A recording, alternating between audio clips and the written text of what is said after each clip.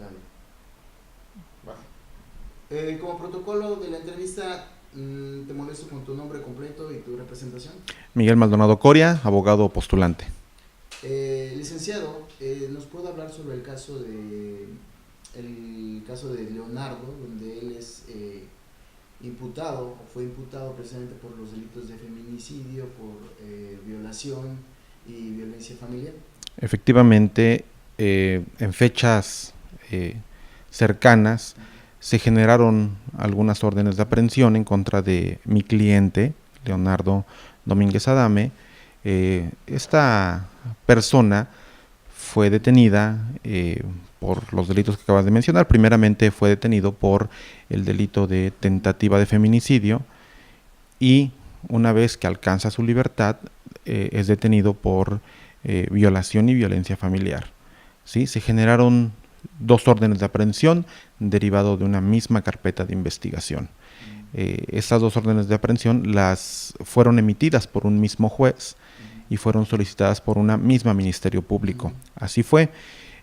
Los hechos que hace mención la representación social en la formulación de imputación referente a la primer detención que sufrió mi representado en relación al delito de tentativa de feminicidio, pues esencialmente refiere que la víctima declaró en su denuncia haber sido objeto de esta tentativa de feminicidio en un lugar que es en donde vivían, cohabitaban pues estas personas.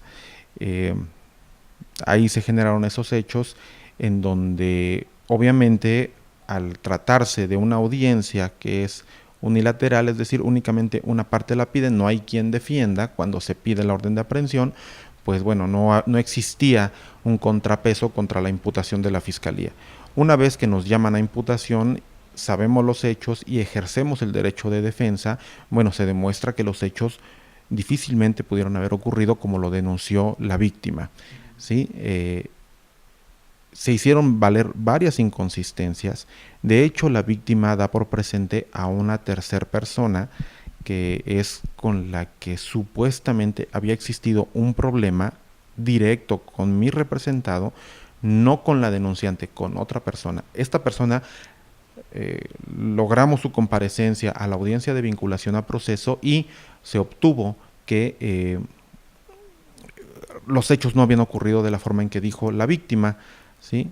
Entonces, no tan solo se llevó a esta persona, se llevó a otra mujer más que también vive en ese rancho y bueno, de ambas declaraciones se desprende que la víctima no estaba siendo acorde con la verdad la verdad histórica de los hechos. ¿Cómo podría entonces explicar esta formulación de imputación que pretendía hacerle la Fiscalía? O sea, ¿basado en qué datos en datos de prueba, no? El problema fue ese justamente, que los datos de prueba que presentó la Fiscalía nada más se basaron en una sola persona, que es la persona de la víctima. ¿Sí? No existió en la carpeta de investigación ningún otro dato que hiciera verosímil, que robusteciera el dicho de la denunciante, de la víctima, del sujeto pasivo del delito. No existe ningún otro dato. Ella se dolió de la existencia o el amago con un arma de fuego. Bueno, tienen ustedes que saber que la Fiscalía realizó un cateo en el domicilio donde habitaba la propia denunciante y mi cliente y no encontró absolutamente ningún arma de fuego. Ese es por un punto. Otro punto fue, y se le explicó al juez en la audiencia respectiva, lo ilógico de la imputación que formuló la víctima, en el sentido de que refirió ella haber sido objeto de este intento de disparo en su contra en dos ocasiones y que en esas dos ocasiones falló el arma. Pero entre esas dos ocasiones, una tercera ocasión dice que sí detonó el arma, lo cual es ilógico, es imposible esa situación. Una vez que un arma, eh, una escuadra, arma de fuego de esas características falla, ya no puede funcionar y volver a fallar. Es nada probable esa situación. Al margen de todo ello, como te comento, se presentó la testigo principal que la misma víctima da por presente y ella misma dice que los hechos no ocurrieron de esa manera, que hubo un problema, pero el problema era con la testigo y mi cliente, y que los hechos no habían acontecido de la forma en que lo manifestó la propia víctima, ¿sí? Entonces, esa situación, aunado al hecho de que la víctima, cuando se presenta ante el médico legista de la Fiscalía General de Justicia del Estado, bueno, pues no presenta ningún tipo de lesiones. ¿Cuál sería, desde tu punto de vista, el trasfondo de este conflicto? Definitivamente existe desde nuestro punto de vista un motivo eh, de odio o un motivo que pudiera generar incertidumbre, parcialidad en la denuncia. ¿Por qué? Porque existe una demanda previa de alimentos en donde se está demandando a mi cliente por parte de la denunciante, aquí denunciante, el pago retroactivo inclusive de algunos conceptos de alimentos, y esa demanda ya existía cuando mi cliente estaba detenido. Entonces creemos que pues ese es uno de los motivos que originó que la víctima denunciara de la forma en que lo hizo, de forma tendenciosa totalmente. Esto fue, lo que te comento, fue en un primer momento. En un segundo momento, cuando mi cliente obtiene la libertad de esta primera imputación, obteniendo su libertad, nuevamente los agentes de la Fiscalía General le ejecutan una nueva orden de aprehensión, ahora por violación, derivado de estos mismos hechos, ojo, y que además la representación social ya traía en la carpeta de investigación anexos 2 entrevistas más, una de la misma denunciante, una ampliación de la misma denunciante y una declaración y también ampliación de la mamá de la denunciante, en donde ellas declaran que efectivamente la víctima, nuevamente la misma víctima, había sido objeto de diversos abusos sexuales en diferentes momentos de su vida por parte de mi representado, lo cual es completamente ilógico. De nueva cuenta se demostró que es ilógico lo que ella dice, puesto que al igual que en la vez anterior, no se robustece con ningún otro medio de prueba, dato de prueba, y lejos de ello, se probó que lo que dice, lo que afirma la víctima, definitivamente no puede ser cierto. Médicamente, mi representado está impedido para realizar actos de cópula. Esta condición la viene padeciendo de alrededor de 8 o 10 años. Se presentó al interior del penal de Tlacholoaya, del Cerezo de Tlacholoaya, médico legista con especialidad en medicina legal, con mucha experiencia en el ramo. Analizó, se le hicieron estudios de laboratorio a mi representado y médicamente él está impedido para realizar esta situación. Aunado a ello, se presentó la actual pareja, a declarar la actual pareja de mi representado, que corroboró esa versión, que efectivamente él no puede tener relaciones sexuales y que incluso los hijos que ella tiene con él, bueno, fueron concebidos de manera artificial, in vitro, se le conoce la técnica. Entonces, bueno, ahí con esas 2 declaraciones, pues se destruye la versión de la víctima. Aunado a ello, si eso fuera poco, cuando se me hace entrega de las nuevas entrevistas, declaraciones de la denunciante y de la mamá de la denunciante, bueno, se verificó que la firma que calza en el nombre de la denunciante, pues resultó ser falsa. De inicio, cuando a primera vista a mí me llamó la atención que se me entregaran estas declaraciones cuando por la fecha ya tenían que estar contenidas en la carpeta de investigación en la primera imputación. Dejamos pasar esa situación y cuando se tiene a la vista el documento como tal, veo que la firma a simple vista, sin ser perito, no concuerda.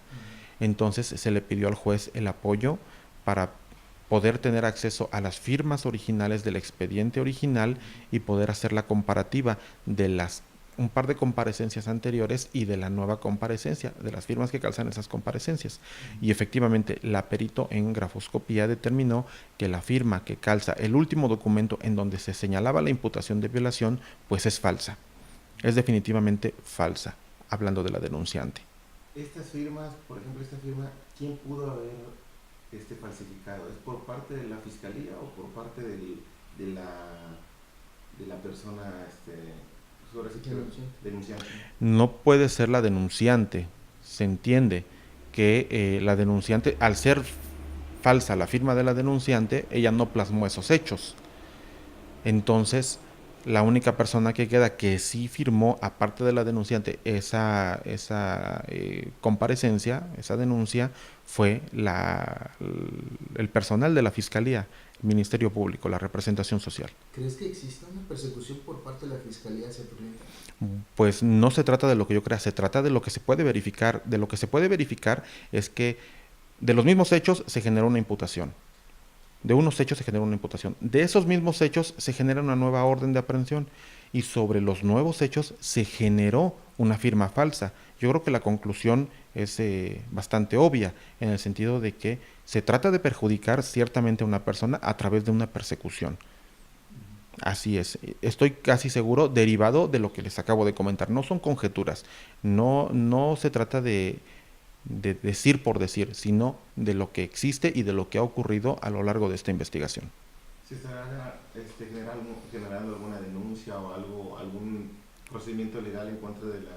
Estamos analizando esa posibilidad, definitivamente sí, puesto que el dolo con que se conduce la Fiscalía es tan evidente que daría pie inclusive a una posible reparación de daño a cargo del Estado a favor de mi representado por haber sufrido detenciones basados en pruebas que definitivamente sembradas, ¿no? En el caso de la declaración de la víctima. Todo lo demás, hablando de la primera imputación, se puede prestar inclusive a valoración, pudiera ser cuestión de valoración, pero la cuestión de la declaración de la víctima cuya firma está alterada, esto definitivamente es muy evidente que ya da pie a presumir que existe dolo por parte del órgano persecutor para afectar a terceras personas. Mencionaban también que detectaron otra firma irregular, ¿no? Se detectó otra, sin embargo, no se tuvo el tiempo, dado lo corto que se dio este plazo para la defensa de ejercer ese derecho. Ya no se pudo analizar esta segunda firma a cargo de la mamá de la víctima. Sin embargo, bueno, si se llegase a presentar la denuncia correspondiente, pues se hará lo propio en relación a la mención de esta segunda denuncia. Obviamente, de esta segunda, firma. Obviamente ahorita están analizando entre usted y su cliente interponer una denuncia, no dejarlo ya así.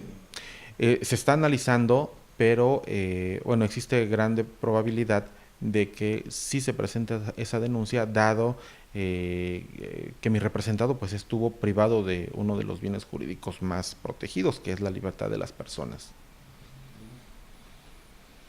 Finalmente, que tú quieras destacar, subrayar, aclarar. Sí, definitivamente mi representado fue víctima de esta persecución, su nombre se vio manchado y por todos los medios legales posibles vamos a tratar de limpiar ese nombre.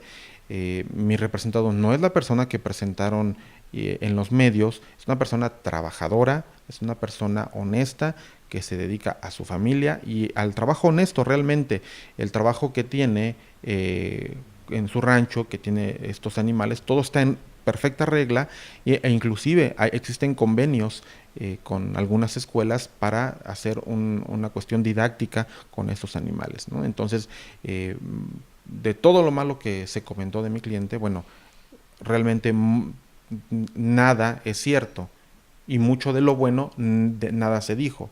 Entonces, todo lo que se dijo se va a tratar de limpiar su nombre en relación a la publicidad que se le hizo por parte de la Fiscalía de este asunto y por parte de los malos actos en cuestión de cuando se recaban los datos de prueba de la Fiscalía. Se va a tratar de limpiar esta situación. Gracias.